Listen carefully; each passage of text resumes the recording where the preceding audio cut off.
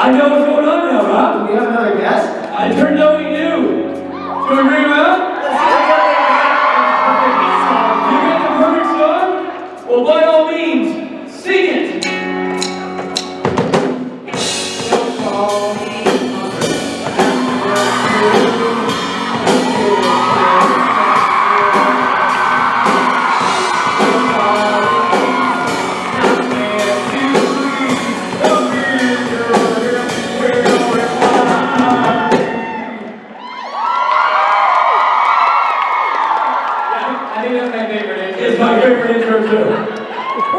It's a great intro and also an ominous warning to everyone not to call Rob Osric. I mean, it kind of bothers me when people mix us up. By the way, isn't it weird? Like, I feel like I just saw you guys in a movie together. Oh wait, I did, the Tom Martin video. That's right, I saw you.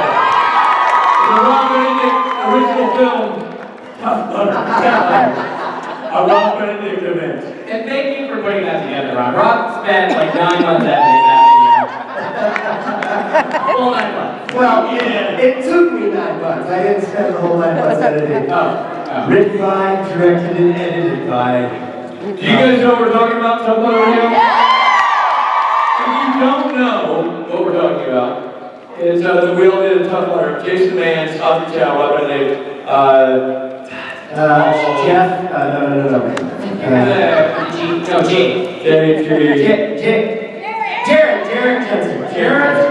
Jared and Johansson, we all did Tough Mudder video, and we had a bunch of GoPro stripped on various people, and Rob took it into the edit bay, and it took, if you were pregnant when we did Tough Mudder, you had your baby before Rob finished it. It started as just like, I was just going to put it together for the guys. I just threw together all the footage. It was like 40 minutes long. It was like, here you go. Here's, and of course the two directors in the group, Rich and Jens, were like, question on the first act. Why'd you go to the master before the close-up? I'm just curious. Like, what? No, it's just because of you guys, just buddies.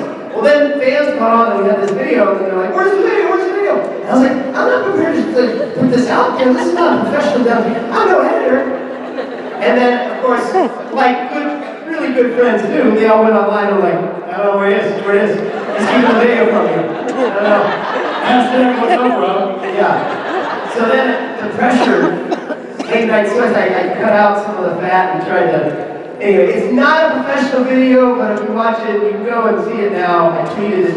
We all tweeted it out. It's pretty nice. You followed Osric, Rob, Jared, Jens, and me. We all retweeted it. It's out there. But go watch it. It's fun. It's just like, this is like us running this race. But it's a lot of fun. When I say Rob put it out, we're all eternally grateful for him doing it. But still, even yesterday, emails are coming in, giving you a hard time. And Rob's like, really no love, guys? He sent an email saying, no response, man. Just drop this thing. You're not going to say something? And Jason wrote back, hold on, Robbie, don't spoil it for me. I'm on part 2 of this mini-series you created. I'm binge watching.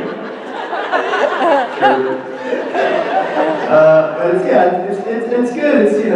And you get to see all this kind of biffing and points. And it was a nice glimpse into our lives. We weren't planning on releasing anything. We weren't even planning on filming it. I think I just asked to bring a GoPro. Exactly. Yeah. Just because I wanted to wear a GoPro. Yeah. Now you had yours on your. I had mine on my forehead. And Jared had wrist and forehead on his wrist, which is why I won't want to go to the Jared cams. We realized afterwards, that's a GoPro business. Terrible place to put your GoPro on your wrist. It's not a stationary part of your body. Especially not for Tough Mudder race. No. Like on our hands and knees. And he moves so much with that arm. He travels so far. He's a boulder. Fire, big fire. Big food. Crips his hair. You see his hand with his hair, and it's like rushing water. What is that? Is that a river? Oh, it's his hair. Anyway, hair. Osric Chau. The clean cut Osric Chau.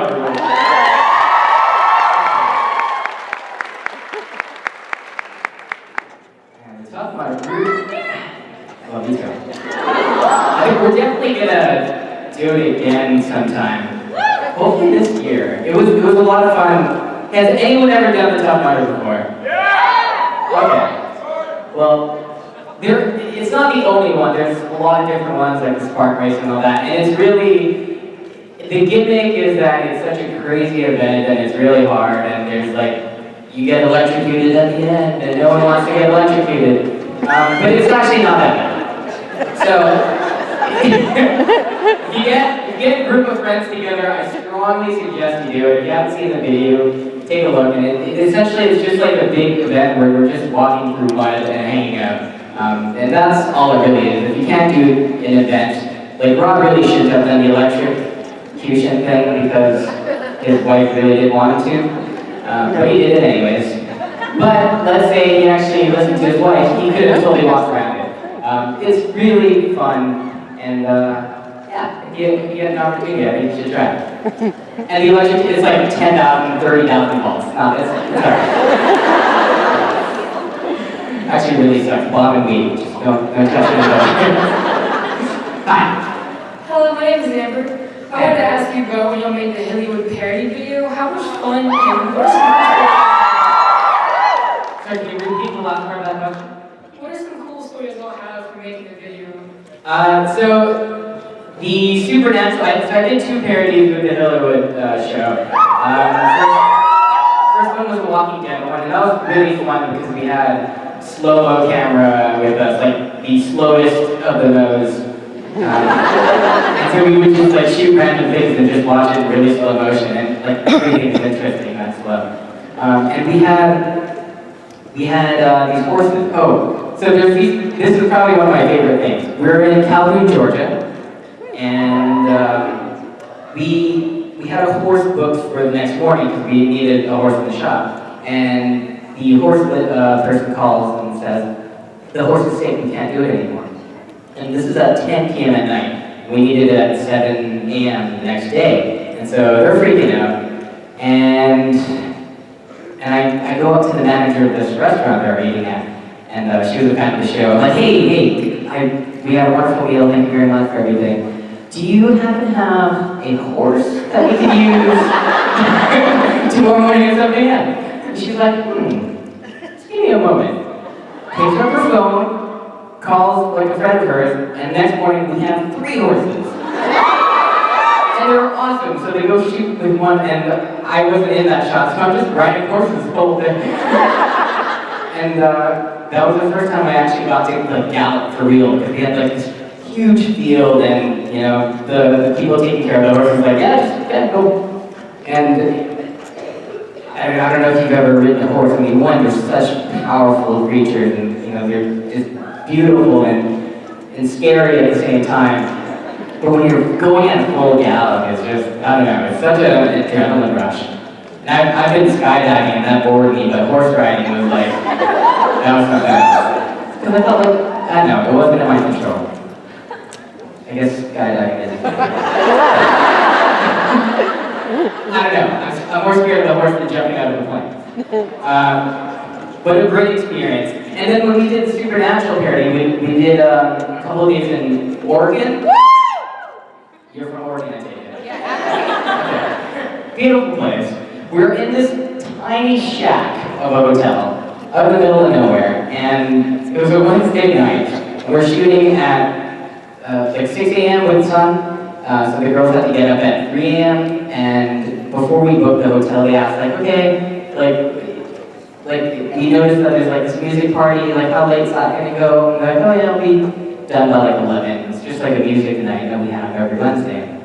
So we're there, the music starts, and it's like a full-blown reggae concert, and it goes till 2 a.m.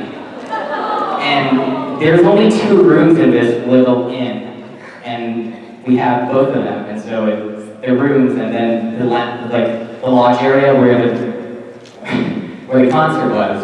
And so we basically listened to reggae music most of the night. And in the morning, the whole place smelled like marijuana. And there was like 5 people in sleeping bags in the hallway, and a goat that was walking through the lobby. That's another goat, a deer. A deer with a bandana on.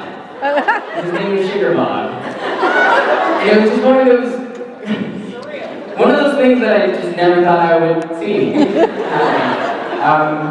yeah, it was really fun. Anytime you get to do like a tiny independent production like that, you get to do all these crazy things. Something like Supernatural or any big productions, usually you don't get those random happenings just because there's so many people there to make sure that doesn't happen. I guess Supernatural, you still have those happening because you got Jared and Jensen messing around all the time. And they're kind of unpredictable, but apart from that, unless you go in these indie productions, you don't get these crazy stories. So we definitely had a lot of really fun adventures. Just driving along the highway. Sometimes we had to drive on the left side of the road, and it was like really dangerous just for a better shot of the lighting. That was really dangerous. We should have done that. But we did, and we survived. So. Well, you did a great job in the video. It was very entertaining. Oh, thank you. I wanted to be proud of you. So badly, but they found a guy that kind of looked like mine, so worked out. Hi.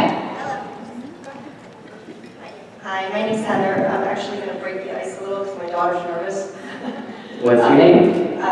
This is Ashlyn. But first of all, I was really pissed off when you were killed off. And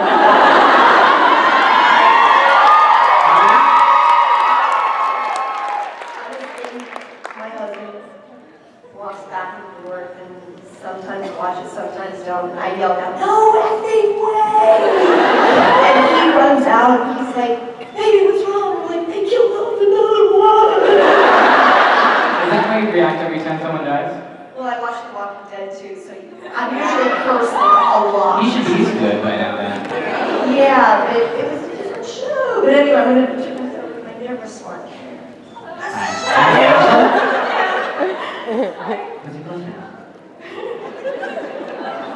I was wondering how you felt when you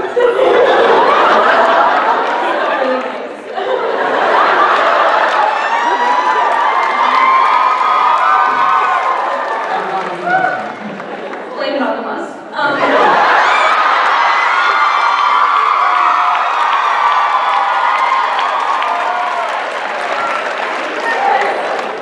I was wondering how you felt when you found out you were going to be killed off.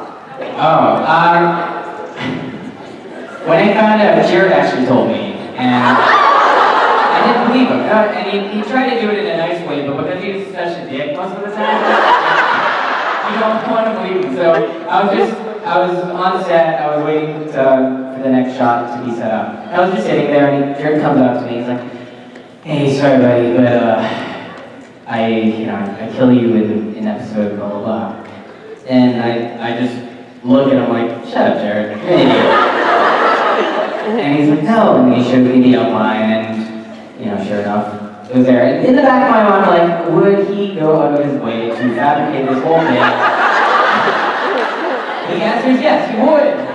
So I'm like, I kind of believe you. Anyways, I didn't say it, but sure enough, it did happen. But I had enough. That was like 3 episodes that I had to like kind of let it stew and let that settle in. So yes, he wasn't lying for months. Tell the truth. The one time I wanted him to be joking.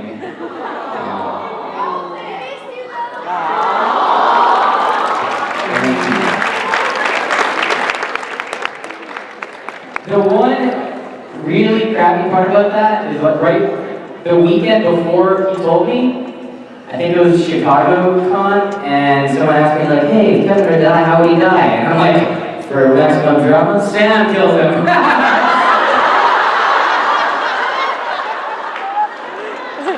Just threw it out there. Laughing at myself. Yeah. Not gonna do that.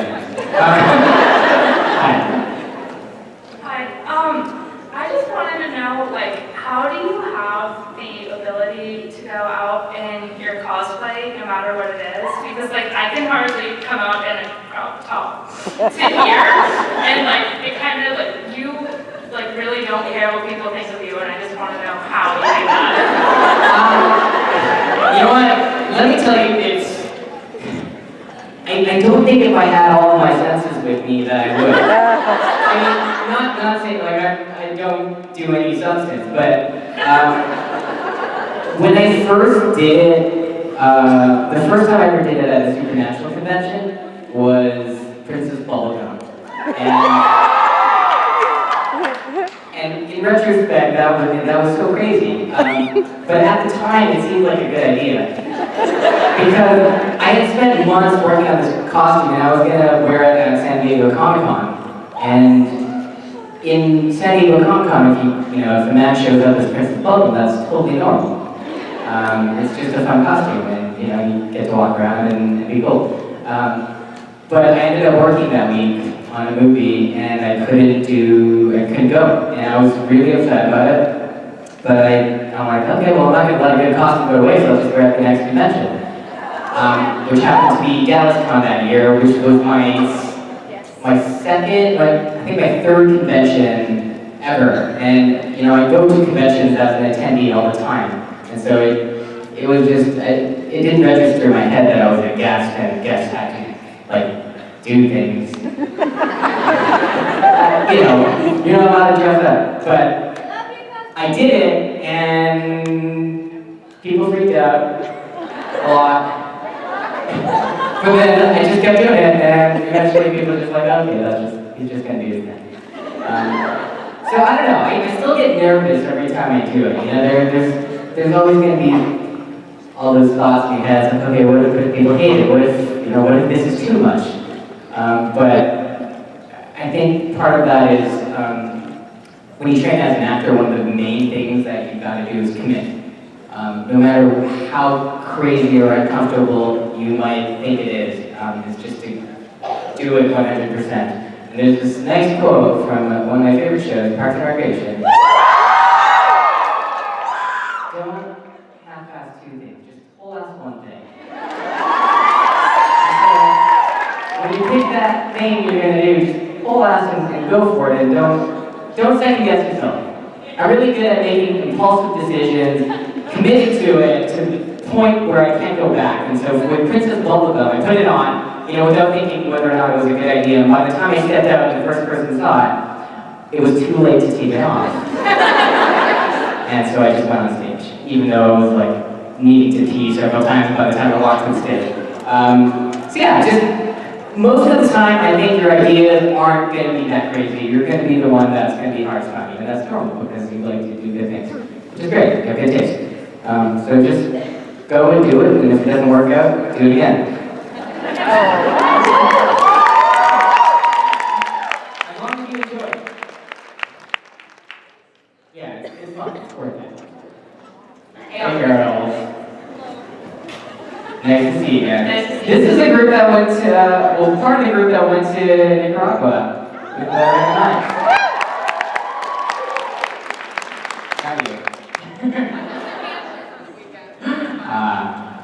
Nice to see you. How's things? No food poisoning since. No. A lot of us got sick. I got sick. I think I drank BHQs or something. So what was your favorite part of Nicaragua, and why was it all of us? Wow, it's a good way to ask a question. Because it reminded me of any type of movie experience, any type of summer camp. You go off this crazy place that you never would have, you do a project together, and you get to know everyone, and yeah, it is the project, but it's the bonding, the relationships, the crazy adventures that we get to do that become your favorite thing. Now, did you guys end up going to see the Turtle Beach? No, we never did. That would have been a highlight. That memory would have been so good. I would have been talking about that right now. But yeah, it was great. Just late nights in the ocean, swimming. That's so dangerous. Why did we do that? Yeah, we did a lot of beach swimming, and at night, and there's this one time the tide came in and almost took all of our stuff with it. Very poor planning on our part. Yeah, it was a lot of fun. What was your favorite part? Come on, Kat. Burying you in the sand. What? Burying you in the sand. Oh yeah, I want to be buried in the sand. But I mean, we can only do so much. We had so much time, and then the tide came in. But they made me was I a mermaid or did I just have You're a breasts? mermaid. Okay. I was a mermaid. Okay. Man, that was fun. If you've never been to Nicaragua, I think the biggest thing that I took away from that trip in terms of, I don't know, just food for thought, was how much I take for granted clean drinking water. We have it here, you know. I'm from Vancouver. It's one of the cleanest drinking waters in the world, and you know, I come to the States and I'm like, well, I don't know if I want to drink it. They have stuff in it. Nicaragua, you can't even brush your teeth with the tap water because you could probably get sick, you know. And the fact that we have it in abundance here, I mean, even though there's a drought in California, you know, it still runs. It's, I don't know. Since being in Nicaragua, it's definitely helped me appreciate what we have. And I think a lot of these trips, we get to, you know, see people in different situations and just puts things in perspective. Because everything is relative, and we're always used to looking up. And so sometimes we forget that we're kind of high already. So I think for me, that was really nice for that trip. Does that make sense?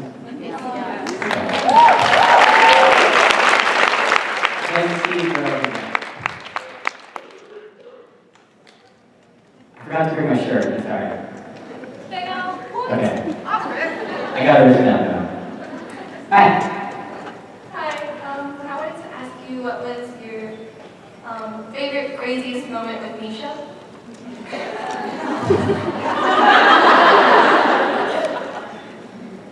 Man, I really gotta think about this one. I don't know if I've had normal moments with Misha. I don't know, you know what? The E4K was kind of weird. We were just kayaking down the Fraser River. I was in a Sailor Jupiter outfit, and he was in a business suit and sandals. And we weren't going very fast. We thought the curve was going to be like really taking us long, but it's really shameful. It was so bad that we didn't even look like how far we went because we're like, oh yeah, we totally did like 50 kilometers or miles. And I think we did closer to 4. It was very underwhelming. And I'm pretty sure I was paddling most of the time because we were sitting in the back tweeting. And every time I look back, he just like grabs the hat. Smart fella. I don't know, craziest thing that I've done with Misha. I don't know. I feel like, you know, one thing that I learned about Misha on the Nicaragua trip, he was there as well. And the reason why he does a lot of things, he just has this innate, like, necessity to not agree or to go against things. So he's like, you know what, we were talking about food, he's like, I used to be like a hardcore vegan, like that asshole vegan that no one wants to talk to. Until I went and did this Buddhist meditation thing. And, you know, it was really relaxing. But they said, and you shouldn't eat meat. And he's like, and after I heard that, like, I just had to eat meat. And I think that explains a lot about him. So if you ever want him to do something, just tell him not to do it. Yeah, no, I feel like most things I do with Misha are not, I don't know about crazy. I think that's probably to come. There'll be plenty to come. Yeah. I don't know, what's the craziest thing you've seen me do with Misha? I think it zooms over my head. Maybe not that much. Once I ripped his nice leather jacket because I painted myself as the RA logo, and I gave him a hug. He was very nice about it, but I don't think they washed it off all the way. Oh, it was a really nice jacket. This one time I dressed up as his mascot from one of the Dish Goods. and he called me dildo head for a week. I had an elephant trunk sticking out of my forehead.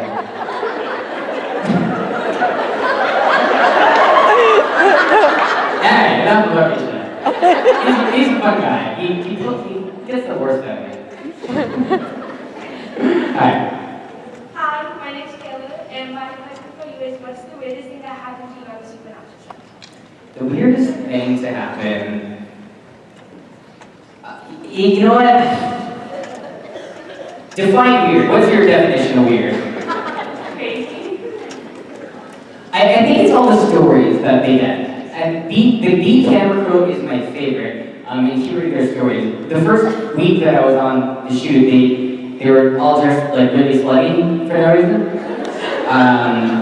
And it slowly escalated from there. So the first day, one of the first days I've seen them, they're all in like super short shorts, booties hanging out. Crop tops, and they're like shooting, doing all these weird things, like while they're doing their job. And it was like no bats an eyelash, because it's the B camera crew. You hear these stories, and this one person told me this story. It's like, yeah, like my first day, like I was running through this thing, and I had to run downstairs and go to this room, and by the time I opened the room, I see Rosie, on B camera. He was like basically in his underwear with a ball gag in his mouth, tied up to a bed. And ever since I heard that, I'm like, oh, I hope that happens to me. But it hasn't. The B camera crew, I think they're hilarious. And I don't know. I think I avoided a lot of the weird. I ate a lot of ribs this one time, ate a lot of hot dogs another time. No, I wouldn't say it was a very weird set at all. It was a very fun set. But it was very much like clockwork, everybody knew what they were doing, and there's a couple of guys fooling around. It was just a lot of fun. So I wouldn't say that's weird. I mean, the whole set is weird, I guess, if you wanted to call it that way. Everyone's like best friends. That doesn't usually happen. Everyone likes each other. Everyone gets along. Everyone knows what they're doing. And so just that set has so few problems is kind of weird. Because usually on a set, someone's screaming at someone, or we're late, we're missing this shot, we're missing that thing. And for Supernatural, it runs so smoothly that it is kind of weird that way. So I was kind of spoiled on that set. Not anymore. Hi. Hi. So, my question is, what is the most elaborate prank that J2 has pulled on you? It's Jared. Always Jared. The most elaborate prank that Jared has pulled on me was the episode where I had the frying pan. Yeah, it was they gave me an option. It's like, okay, we have this cast iron frying pan, it's 20 pounds, or we have the rubber one, and it's like 2 pounds. I'm like, give me the cast iron one. It looks more real. And so that's what I was going to use. And I was talking to the director, we're going through the scene, and Jared's in the back, in my eyesight, playing with like the heavy cast iron pan. He's like, whoa, like just feeling the weight. And he was just like doing curls with it and stuff. For like 10 minutes. And by the end of the conversation, like the director walks off and he's just like, ah! And he throws the pan at me. And I'm freaking out trying to catch it because, I'm not even thinking about my safety. I'm thinking like, don't ruin this beautiful set. And then I catch it, and he just laughs at you. And then he starts to describe what he did. It's like, I was playing with this when you weren't looking, I switched it off the robin with the rubber one. And I don't know if that was elaborate, but he really he's patient with his pranks. And the only thing I can say was you really don't have anything better to do with your time. And his answer was, nope. Yeah. And Jared. Hi. Hi, my name is Renita. Sorry, my accent was always yours. Okay, so I was born filming is there. So, sorry. Okay, first of all, very cute picture yesterday with Billy. And second of all, I was wondering if you have any tips for amateur cosplaying? Because you're a cosplayer at some point. I'm sorry, can you say that last part? Do you have any tips for amateur cosplaying? Have you done it before? No. Oh, okay. First tip, just do it, just start. Then tomorrow. And I'll say this tip, this advice goes for anything. If you want to do something, just do it. The movie that changed my life was Yes Man. And there's a book called The Alchemist that's very similar. Now, it has a very simple principle. If you want something to, if you're unhappy with your life, well, just start saying yes to the things that you're usually going to say no to. So you say yes, and the bad things are going to happen, that's why you would say no. But then the good things that you never think would happen as well. There's another proverb that I really like. It's a Chinese proverb, and it says, the best time to plant a tree is 20 years ago. The second best time is today. So, there's two instances where this really came to effect. So I was watching a movie, and there's a guy playing guitar in the movie, and I was thinking in my head while I was watching the movie, I'm like, I always want to play guitar. And then I stopped the movie. I'm like, wait, Osric, why are you saying you always wanted to play guitar? And so I went on Craigslist. I signed up for a guitar lesson. I went to Guitar Center. I bought a cheap guitar. And within 3 hours, I was in my first guitar lesson. That was 3 years ago. I'm still playing.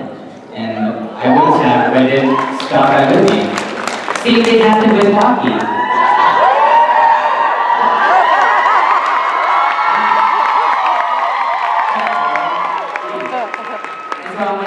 Hockey's the only sport I've never tried. I've always wanted to play hockey. And so I went out to a secondhand sporting goods store and I bought a bunch of equipment, went on the ice rink, realized that I needed to learn how to skate first. Then I went to the ice rink every single day for a month until I learned how to skate. And then I started doing hockey games and now I can play hockey. So whatever it is that you want to do, don't look at the end, just take it step by step. And my first cosplays were made out of cardboard, and some of them are still my favorite, just because they're so clunky and flying and stupid, and you don't really care about them. My first big one was SpongeBob SquarePants, and it was a refrigerator box that I covered in construction paper and garbage bags with color, and I went to school with it and I played soccer and I was the goalie, and it was, I didn't care if I was just getting pelted, that was the goal. And it kind of hurt, but it was so much fun, and I really didn't care if it was destroying the costume, and it was just, I think, going through those emotions, it was worth it. I didn't expect the answer to be so inspiring. You should just do it. Oh my god, this is a guitar.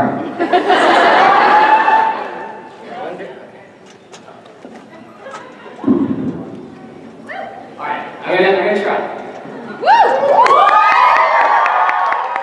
So the first time I ever performed music for anybody was because of Loud and Swinging. I would never have ever performed music because I'm just not. I was never really into music. I don't even listen to that much music.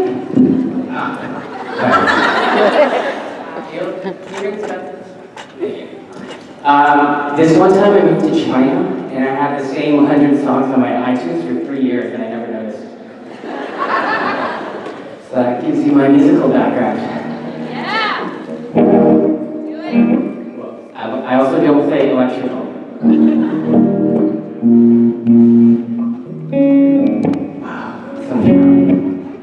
Okay, so I've been practicing song, and I guess I could play, hopefully I remember it. It's an acoustic song.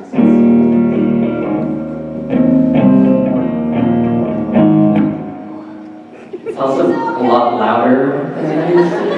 Okay, so, wait, where'd she go? Okay, she's off. Now, the first time I played music in front of a crowd, I was not ready. And I almost literally shit my pants before I stepped onto the stage.